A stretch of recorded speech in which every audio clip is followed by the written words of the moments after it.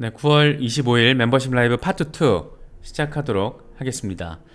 리플 뉴욕 파티가 이제 이번 주에 개최가 됩니다. 9월 29일 현지 시간으로 뉴욕에서 이제 열리게 되는데 저야 뭐 참석할 수는 없지만 궁금해서 홈페이지 이 신청하는 홈페이지가 따로 열렸거든요. 그래서 들어가서 보니까 되게 빡세게 딱딱 이렇게 신청을 받고 있더라고요. 나이 제한 21살 이상부터 참가 신청을 할 수가 있고 같이 오는 사람들은 또 어떻게 신청을 해야 되고 되게 재밌는 어떤 파티 준비가 지금 이루어지고 있다는 걸 느낄 수가 있었는데 지금 사람들 사이에서는 제가 영상에서도 말씀드렸지만 희망회로에 좀 근거한 어떤 이야기들이 조금 더 강하게 이렇게 나오다 보니까 또 그런 것들이 또 기사화되고 있고 그래요. IPO 이슈에 대한 어떤 부분이 이번 더 프라퍼 파티에서 언급될 수 있다, 뭐 이런 기대감이 지금 깔려 있는 거죠. 그래서 지금 사실 소송이 잘 마무리가 되면 그 넥스트 스텝은 당연히 IPO입니다. 리플 CEO 브래드 갈링하우스가 끊임없이 강조해 왔던 부분이고, 리플은 미국에서 지금 IPO를 하고 싶은 거예요. 그래서 거기서 지금 끝장을 보고 소송에서 승소를 하고 IPO까지 하겠다, 이게 지금 계획인데 어떻게 될지 모르니까 해외 시장에 대한 확장성에도 어마어마하게 지금 돈과 에너지를 쓰고 있는 거잖아요. 그래서 이번 리플 뉴욕 파티에서 기습 IPO 발표가 나올 가능성, 뭐 이런 얘기를 하고 있는데 제가 보기에는 희망사항이 조금 더 많이 깔려있는 그런 거라고 할 수 있을 것 같아요. 그래서 9월 29일에 이제 파티가 열리게 되고, 만약에 IPO에 대한 이야기가 구체적으로 나올 경우에는 XRP가 20배 상승 가능할까? 뭐 이런 다소 희망회로 섞인 그런 내용이죠.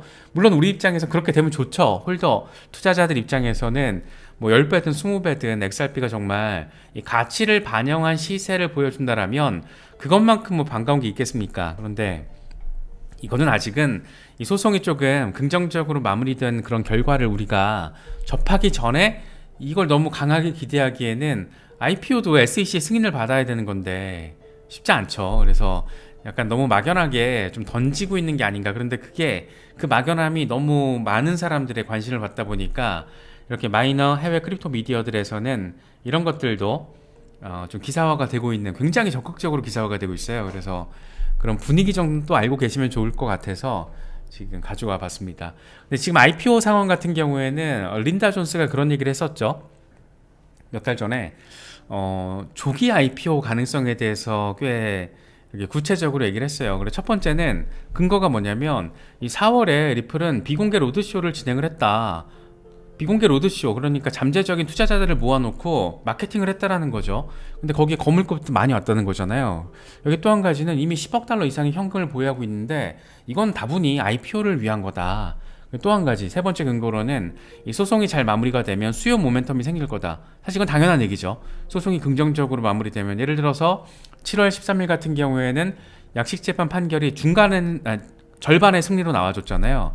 그 절반 정도 나오니까 1달러 갈까 말까 뭐 이 정도의 반등이 나왔었는데, 만약에 소송이 긍정적으로 리플 승소로 마무리가 된다라면, 그러니까 전 지금 일식 정식 재판, 지금 배심원 판결이 내년 2분기로 예정이 돼 있잖아요. 그래서 배심원 판결을 통해서 1심 판결이 리플에 딱 거의 우세하게 나와주면 그땐 당연히 이제 수요 모멘텀이 생기겠죠. 어마어마한 수요가 달라붙을 겁니다. 그래서 이런 세 가지 상황을 제시하면서 리플이 생각보다 IPO를 더 빨리 진행할 가능성, 이런 거에 대해서 이야기를 하는 거예요. 특히 이제 이 로드쇼를 진행했다라는 게 저는 조금 인상 깊게 느껴졌었거든요. 그래서 기업과 인수자가 이 잠재적인 투자자랑 만나서 IPO에 대한 이야기, 사실상 이제 마케팅 이벤트인 거죠. 그런데 이때 거의 모든 월가에 유명 기관 투자자들이 참석했다라고 이 폭스 비즈니스의 엘레노 테렛이 자기가 딱 이런 얘기를 들었어 라고 하면서 이제 공유를 했던 게 제 기억이 나는데, 로드쇼까지 이렇게 진행을 한 거는 뭔가 지금 착착 계획을 현실화시키기 위한 리플랩스 내부적인 어떤 진행 상황을 우리가 엿볼 수 있는 거죠. 특히 이제 또 하나로 얘기한 게 뭐냐면, XRP 가격이 낮을 때 IPO를 하는 게 합리적이다라는 결론을 나는 내렸다라고 린다 존스가 얘기를 합니다. 그러니까 그런 거죠. 지금 XRP 가격이 더 높아지면 시총이 너무 높아진다라는 거예요. 그래서 이 어마어마한 가격이 돼버리면 IPO 하는데 좀 부담이 될 수 있으니까 0.5달러 정도로만 계산을 해도 이미 몸집 사이즈가 커지는데 예를 들어서 XRP가 개당 뭐 1달러, 10달러, 20달러 이런 상황에서 IPO를 진행하게 되면 지금 리플이 가지고 있는 에스크로 물량에 그걸 곱하기를 해버리면 너무 커지는 거예요. 그래서 아마도 그 전에 너무 폭등하기 전에 리플 IPO에 대한 이슈가 공론화되지 않겠냐 뭐 이런 얘기를 했던 거죠. 그런데 어쨌든 약식 재판은 절반의 승소로 마무리가 됐고 지금 중간 항소 이슈가 있고 정식 재판 이 시점이 하나하나 타임테이블이 나와준 상황이기 때문에 좀 지켜봐야 되는 거라고 저는 생각하고 있어요. 그래서 워낙 중요한 이슈다 보니까 지금 이번 리플 뉴욕 파티에서 IPO에 대한 어떤 구체적인 계획이 나올 수 있다 뭐 이런 희망회로 성격의 이야기들이 강하게 나오곤 있긴 하지만 물론 저희도 여기 계신 모든 분들도 아마 똑같은 생각일 거예요. 리플이 IPO를 빨리 잘했으면 좋겠다 뭐 이런 생각은 하고 있겠지만 아직은 조금 이른 것 같다 라고 저는 개인적으로는 생각을 하고 있습니다. 리플 XRP가 시세가 좀 간당간당합니다. 단기적으로 바라봤을 때는 지금 0.5달러 지지 받을까 말까 뭐 이런 상황인 건데 지금까지 조금 그래도 나름 XRP 빠돌이들 맥시멀리스트들이 얘기했던 걸 조금 한꺼번에 좀 모아서 우리가 정리를 해보는 것도 괜찮을 것 같아서 물론 이제 장기적인 관점이죠. 이건 먼슬리 차트 다크 디펜더인데 지금 일간 차트와 월간 차트에서 XRP가 상당한 강세를 보이고 있어. 그래서 기존 저항이 1.33달러였는데 1.237달러로 지금 하락한 상황이고 물론 0.46달러와 0.39달러 부분을 우리는 주시하고 있지만 1.237달러를 돌파하게 되면 올타임 하이 가능성 그러니까 여기를 딱 뚫어주게 되면 여기까지 올타임 하이 3.55달러까지 돌파할 가능성을 우리가 생각해 볼 수가 있다. 그러니까 1.2달러 부분이 참 지금 굉장히 의미 있는 이 메인 저항선, 레지스턴스 메인이라고 표시가 되어 있죠. 메인 저항선이 지금 2018년부터 형성되어 왔던 건데 여기를 딱 뚫어주는 순간 게임 끝난다라는 얘기를 하는 겁니다. 적어도 최소한 물론 몇 달에 걸쳐서겠죠. 지금 월간 차트니까. 물론 이렇게 급반등을 한 방에 크게 해줄 수도 있겠지만 뭐 몇 달의 시간을 거치면서 보면 삼각 패턴의 마지막 끝점이 어디 있냐면은 2025년 하반기에 가 있어요. 그래서 이런 점들을 좀 체크하시면서 막 돌파를 하더라도 갑자기 막 하루 이틀 사이에 뭘 이런 거 아니라는 거죠. 일단 기본적으로 이거는 먼슬리 차트, 월간 차트를 통해서 이런 얘기를 하고 있다라는 거. 여기 지금 삼각형이 두 개예요. 이 큰 삼각형, 메인 삼각형이 하나가 있고 세부적으로는 2021년 고점부터 지금 현재까지 이번에 삼각형 패턴이 돌파를 해줬기 때문에 일단 여기 꼭지점 교차 지점 있잖아요. 여기서 지지만 잘 확인을 해주면 나아갈 수 있다는 겁니다. 그런데 조금 더 빠지면 0.39달러 가능성도 있긴 해. 그런데 엔간에선 0.5달러 지지받고 잘 가졌으면 좋겠다라는 어떤 이야기들 그러면 1.237달러만 돌파를 해주면 3.55달러 가능성 또 이렇게 빠돌이 되는 이야기를 하고 있습니다. 이건 최근에 암호화폐 분석가 칼레오가 BTC, XRP BTC 차트 다시 말해서 비트코인 대비 XRP의 퍼포먼스를 이야기를 하고 있는 건데 흐름 좋은데 지금 상단 저항 4시간 차트 기준으로 뚫었는데 비트코인보다 XRP가 더 나은 퍼포먼스를 보여줄 수 있겠는데 라는 얘기를 하고 있는 거죠. 그러면서 하는 얘기가 난 요즘에 XRP 매수하고 있다. 올해 암호화폐에 대한 SEC 실적을 고려하면 그러니까 다 박살났잖아요. 승소한 게 하나도 없어요.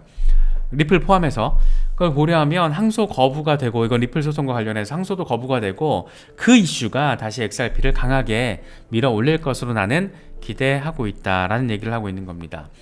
코인스키드 같은 경우에는 이게 지금 주간 차트인데 앞으로 몇 달 동안 최소 목표 가격 1.31달러 올해가 끝나기 전에 마지막 상승 한 번 더 볼 수 있지 않을까? 그러니까 최소 올해 안에 1.3달러 정도는 가능하지 않을까? 이런 얘기를 하고 있는 겁니다. 뭐 올해 마무리 이 정도만 해줘도 뭐 괜찮을 것 같은데 이건 좀 지켜보면 될 것 같아요. 뭘 지켜봐야 되느냐? 소송과 관련된 업데이트된 상황이겠죠. 에그라 크립토도 굉장히 의미 있는 얘기를 합니다. 이것도 역시 먼슬리 차트인데 과거 패턴을 따를 경우에 초기 목표 가격은 33달러가 될 수 있다. 그러니까 요만큼 반등을 딱 치고 올라가 주면 33달러가 될 거고 여기까지 추가로 또 올라가 주게 되면 이제 500달러 가는 거야 라는 얘기를 하고 있는 겁니다. 근데 여기 33달러 표시가 된 구간을 보면 2024년에서 2025년 뭐 좋은 가격 아닌가요? 33달러면 우리 진작에 삿포로 가 있는 거 아닌가? 네, 좋은 가격인 것 같은데 아무튼 조금 장기적으로 봤을 때는 이렇게 긍정적인 패턴의 흐름, 기술적인 부분에서는 긍정적인 기대감을 갖게 만드는 상황들도 우리가 확인할 수가 있다. 이런 점들도 참고를 하시면 좋을 것 같습니다. 과연 이제 중간 항소에 대해서 법원의 갈래타기가 언제쯤 나와줄 것이냐, 이게 제일 중요하죠. 이게 제일 중요한데, SEC의 요청에 대해서 이제 아날리사 토레스 판사가 기각을 할 수가 있고 승인을 할 수가 있잖아요. 우리는 지금 기각되는 상황을 바라고 있는데, 만약에 승인이 될 경우에는 한 번 더 승인을 받아야 돼요. 제2연방 항소법원에 가서 거기서 한 번 더 승인을 받고, 거기서 또 승인이 되면 이제 중간 항소 심의, 거기서 이제 진행이 되는 건데, 과연 아날리사 토레스 판사가 내년 2분기로 배심원 판결 일정까지 지금 잡아놓은 상황에서 이거를 보내려고 할까? 좀 잘 모르겠어요. 안 보낼 것 같은데, 그러니까 상식적인 어떤 객관적인 관점에서 바라봤을 때 이건 기각이 돼야지 논리적으로 맞지 않나, 이런 생각을 해요. 근데 존 디튼 변호사 같은 경우에는 승인할 가능성도 있다라는 얘기를 하더라고요. 그러면서 다른 어떤 연방 항소법원의 어떤 판단을 구하는 절차까지 진행을 하고, 그러고 나서 이제 정식 재판을 이어갈 가능성. 그렇게 되면 이제 결과적으로는 시간이 더 지연되는 거고, 일단 XRP 시세에는 단기적으로는 굉장히 안 좋은 악재 재료가 될 겁니다. 이런 와중에 램 아루와리아라는 루미다 웰스 매니지먼트 CEO라는 사람이 이번 메인넷 행사에서 이런 얘기를 했더라고요. 지금 갠슬러 체제 SEC는 암호화폐 소송 줄패소하고 있어. 지금 3대 빵이야. 이 개별 법원들이 지금 SEC의 제재 정당성에 의문을 제기하고 있는 거지. 특히 이제 사법부가 암호화폐 규제 모호성을 해결하기 위해서 이게 지금 의회에 이제 의존하는 상황이 되는 건데, 이건 금융 규제 권위가 SEC에서 의회로 이전되고 있다는 것을 의미한다. 전 이 표현이 되게 딱 뭔가 와닿는 느낌이었거든요. 금융 규제를 SEC가 잘 해주면 좋은데 SEC가 그지같이 하니까 이게 지금 소송 이슈로 걸리는 거고, 소송에서 가면 법원이 다 지금 SEC 편을 안 들어주는 거잖아요. 왜냐하면 법원에서 객관적으로 봐도 그지같이 하니까 결국에는 의회에서 법을 만들어야 되는 상황이 되니까, 그 상황을 금융 규제 권위가 SEC에서 의회로 이전되고 있는 것이다. 이 표현이 전 개인적으로는 좀 와닿고 긍정적으로 좀 느껴졌습니다. 그러면서 리플 소송을 보면 이 증권성의 판단 기준 자체가 전통적인 기준을 벗어나고 있다. 그렇죠. 전통적인 100년 전에 하위 테스트 오렌지 가지고 했던 거, 그걸 기준으로 지금 블록체인 혁신 기술을 판단을 할 수가 없다라는 거죠. 그러니까 아날리스트 토레스 판사 입장에서도 그래, 초기 투자하는 거는 마저 증권 투자 계약으로 볼 수 있는 건데 2차 판매, 거래소에서 판매된 거를 하위 테스트를 적용해서 투자 계약이라고 보기는 어렵지.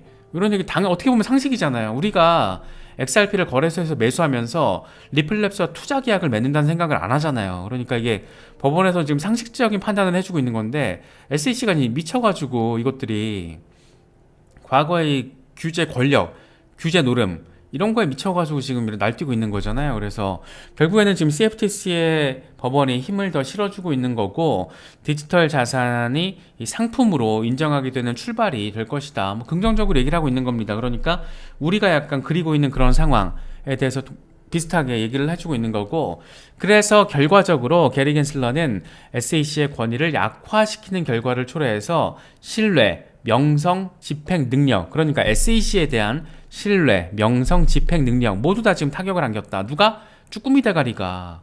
그런데 이게 재밌더라고요.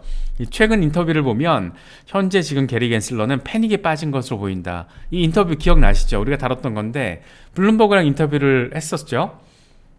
암호화폐 업계는 거짓과 규정 미준수로 가득한 상황이다. 그래서 인터뷰어가 이런 질문을 합니다.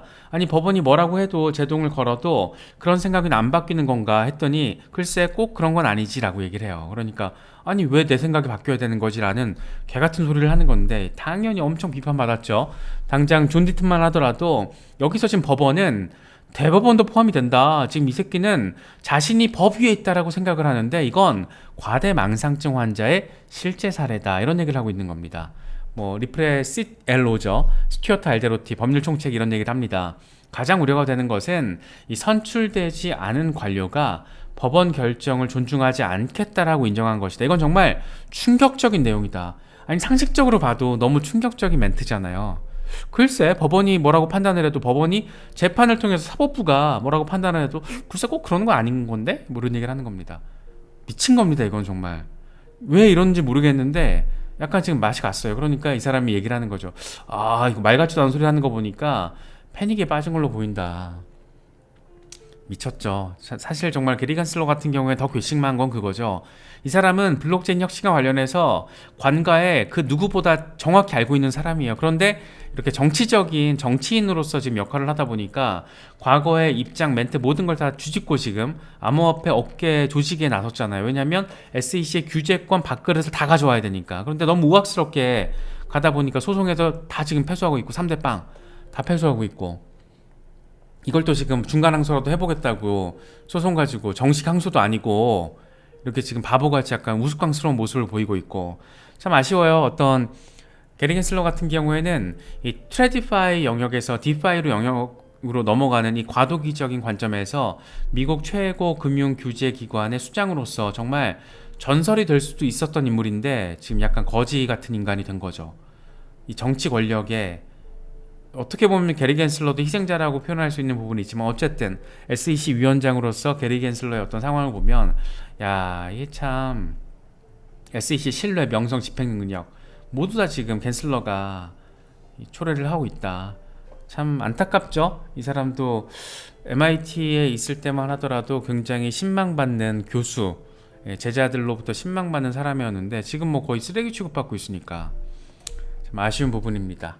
어쨌든 지금 우리가 뭐 아까 시세도 짚어봤지만 뭐 지금 현재 0.5달러인데 무슨 뭐 1달러, 1.3달러, 30달러, 500달러 이런 얘기를 하냐 이렇게 생각을 할 수도 있지만, 그 시점 자체가 일단 조금 더 가까운 미래에 자리하고 있는 거고, XRP는 그냥 호들해. 왜냐? 우린 지금 여기 있기 때문이야.